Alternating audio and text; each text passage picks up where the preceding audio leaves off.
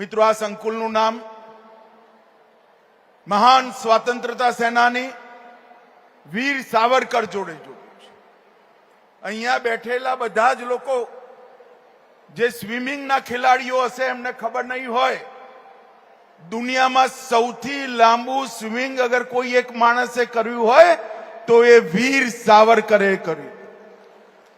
જ્યારે અંગ્રેજો એમને પકડીને ભારત લાવતા હતા ત્યારે ફ્રાન્સની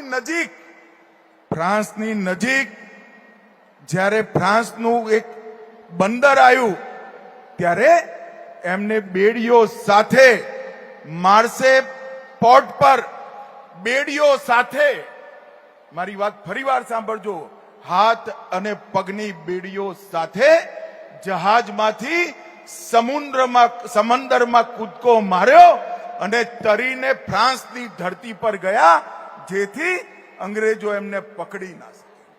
પરંતુ દુર્ભાગ્યે અંગ્રેજોએ પકડ્યા, ભારત લાયા અને આખા ભારતના આઝાદીના આંદોલનમાં એકમાત્ર એવા સ્વાતંત્ર્ય સેનાની હતા જેમને એક જીવનમાં 2 જન્મ ટીપની સજા થઈ. એક જીવનમાં 2 જન્મ ટીપની સજા, 120 વર્ષની સજા. અને વીર સાવરકરે જ્યારે એ કાલા પાણીની સજા માટે આંદોબાન નિકોબાર પહોંચ્યા અને અંગ્રેજ જેલરે કહ્યું, મિસ્ટર સાવરકર, અહીંથી બહાર નહીં જાઓ તમે, હવે 120 વર્ષની સજા થઈ છે.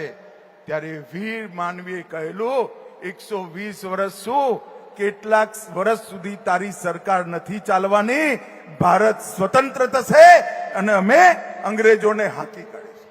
એક ખુમારીજી એમને સ્વતંત્રતા આંદોલન કર્યું.